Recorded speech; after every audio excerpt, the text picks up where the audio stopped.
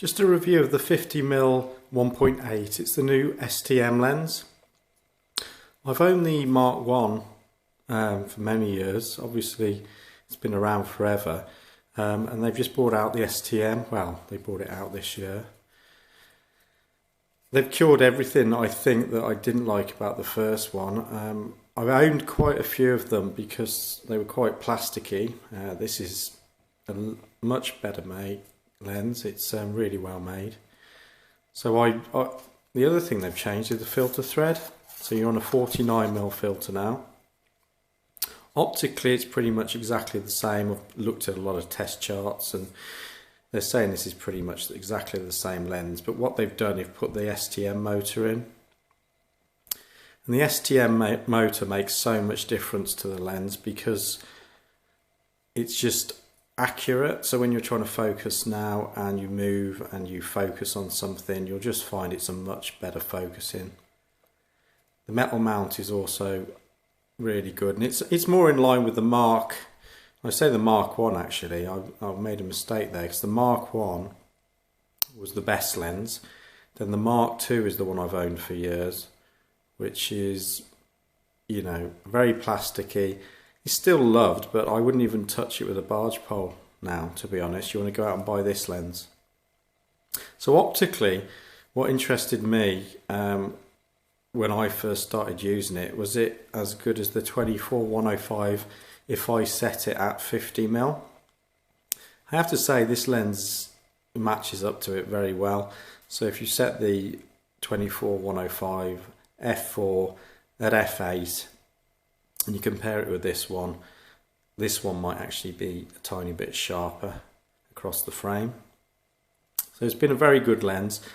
The one big warning I will give you with these lenses, and the Nikon are the same, or any of them, they send them out as 1.8 lenses, but actually think of them as f2/2.2 lenses. When you're at 1.8 with them, they tend to have purple fringing, green fringing. These are well known for purple fringing. The 85mm 1.8 has also got a purple fringing problem. So you want to be stopping them down. If you stop them down to 2.2, you'll find the purple fringing goes away and you won't be in Lightroom forever trying to get rid of the purple fringe. So I think of these lenses as really 2.2/f2 lenses, and they're very good. So I'd use this during the evening, maybe, not always, but if I go through into the evening, then I'll use it around the tables and just for using f2 really. I also own the Fuji lens, which is the 35mm 1.4. And just, you know, I'm going to start maybe bringing what I think about Fuji, because I might try Fuji again just to see how they've come along. But the focusing system was absolutely horrendous on the Fuji, and I think the manufacturers think optically that's what we're after, and they're wrong, to be honest with you. What I'm after is a lens that will focus very easily, very quickly, and it will hit focus so I can just turn, take an image and then carry on with the wedding. Optically, if they constantly go on about optics all the time and how they're improving optics, I don't think they really have improved optics. If you look at 20-year-old lenses, they're still exactly the same as they are now. The L series lenses are still the same. But being able to turn and focus is very important. The other good thing on this is the manual focus ring has improved. So I can highly recommend this 50mm STM. We'll put it on the body, see how it goes. I'll just show you another thing I'm doing with it, which is making it into a 50mm macro. So you put your extension tube on. You can buy yourself an extension tube. You can get one off Amazon. I use the 12mm, and this makes it into a 50mm macro lens. So that's my combination for a wedding, and you can use that for the detail shots. So let's try and put it on a body and see what it's like.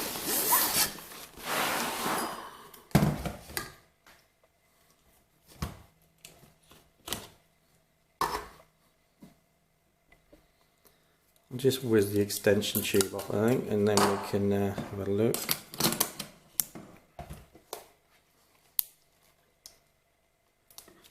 It's the noise I was gonna...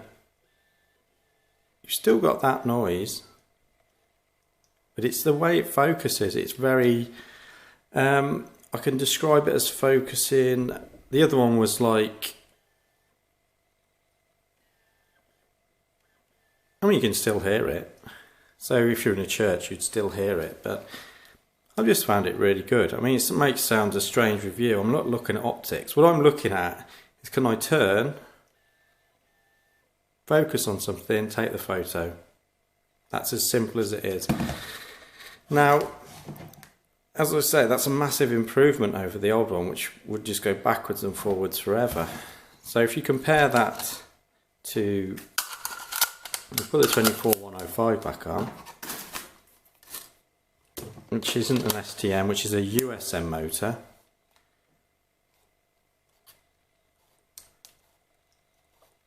That is why I use this camera, this lens, all the time. Just hits anything you want. There you go, instantly. So the USM motor is extremely quiet, but very fast, because it's a ring type motor. Now the STM motor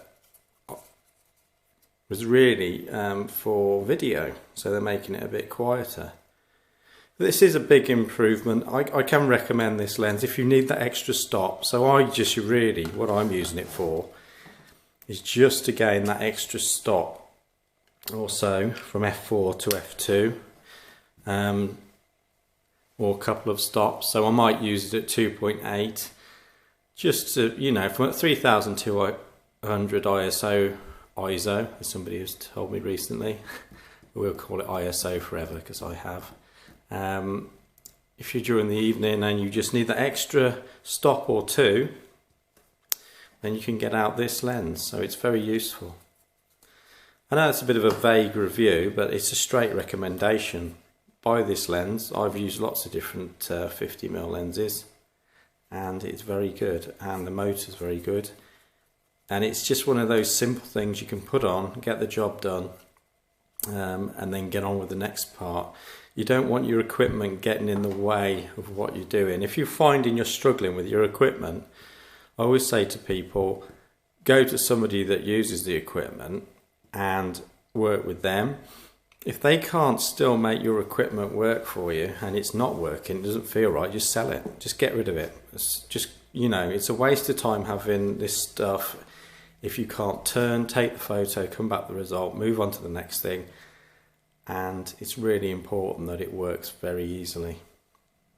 So that's just another lens that's always been in there and never, you know, never come out, but it doesn't come out very often because I'm not really into doing evening photography at the moment. So I've got a 3-year-old, so I like to come home, but I tend to send another photographer to do the evenings. But if I have to do the evenings, if I'm going into first dance and dancing and the tables, and it's just at that stage, the coffee stage, after the meal, you'll have this time when they don't really want you back in the room, which is completely fair enough, because I wouldn't want a photographer in the room.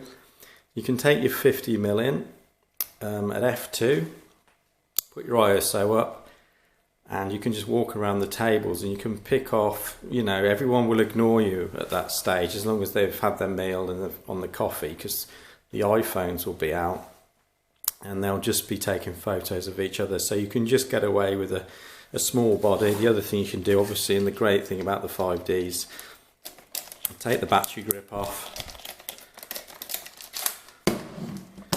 and just make yourself a very, very small camera. This is a small camera. People say it's not. It is a small camera. So that's the sort of setup you'll have. Find the red dot if we can. Where's the red dot? Oh, there it is. Right. So you can make yourself a small camera and go after the shots during the evening. So that's one of the beauties of the 5D Mark I, the 5D series, is you can make a small camera. And the other argument, I have to just, you know, I'll address this in the future, but people are saying these cameras are getting smaller, now the Sonys are smaller. Well, Go into your local camera shop, put a 50mm 1.4 on a Fuji X-T1 and put it next to that. And honestly, what they're talking about visually, when you see visually, when they're saying they're much smaller, they're not actually smaller. They're smaller by a small amount, but they're not smaller in the eyes of the person who's having their photo taken, if that makes sense. So if you're around a table and a photographer waltzes up with this, compared to an XT1, XT2, with the 35mm 1.4 on, or even the Olympuses, because they look like proper cameras, and I'll get on to this, because they look like proper cameras, professional cameras still. So you've got your OM range, your Fujis, your Canons, your Nikons, no matter how small apparently they're getting, it's the perception. That's the important thing to remember. It's the person who's having their photo captured.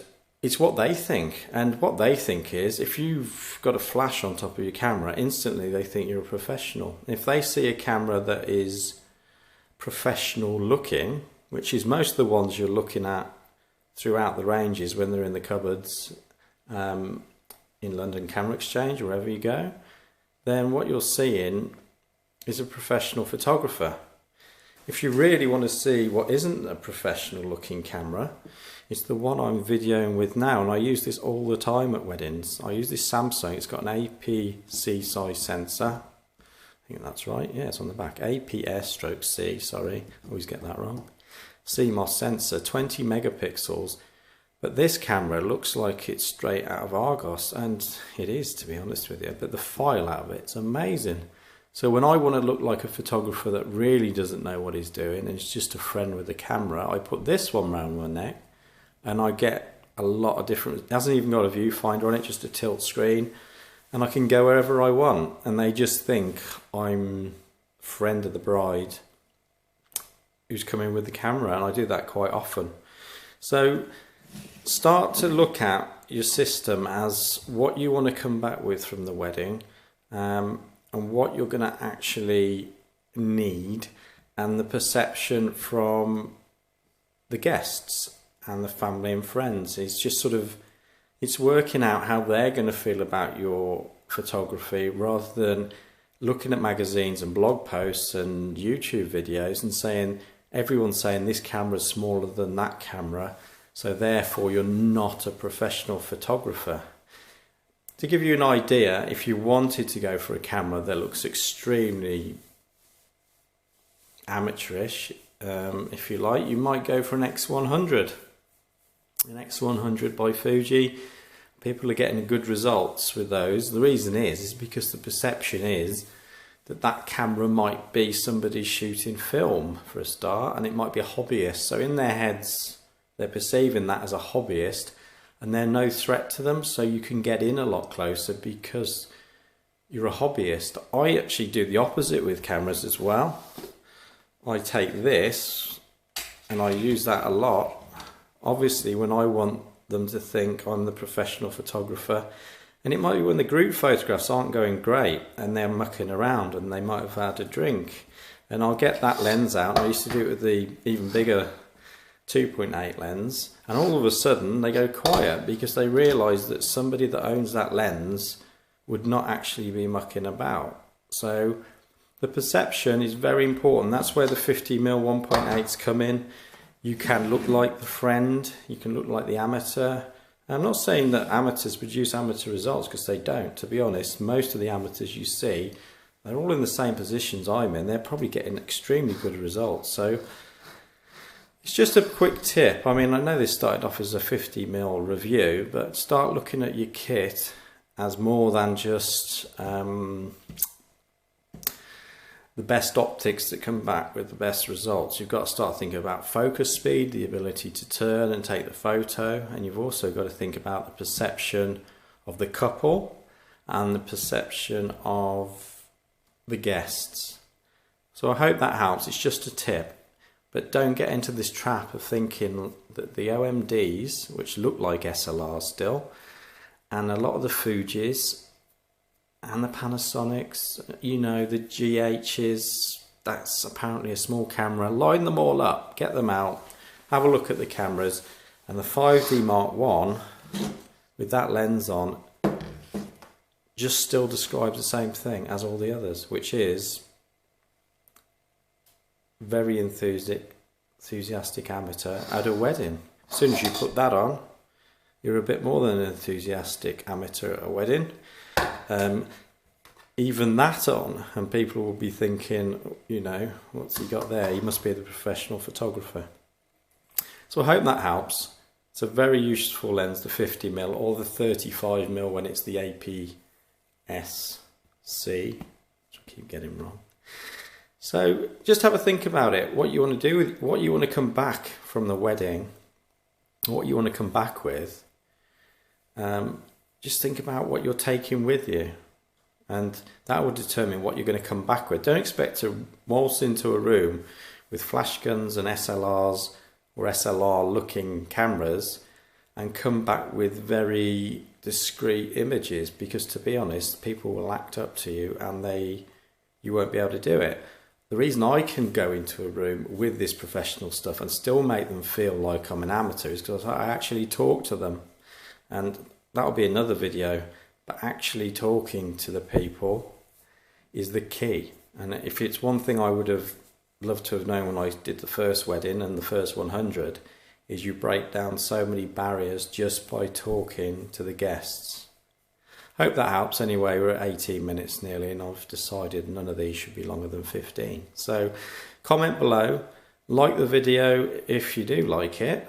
I know it's a bit of a strange one if you don't do weddings, but I hope that helps anyway. So subscribe if you can. Thanks a lot.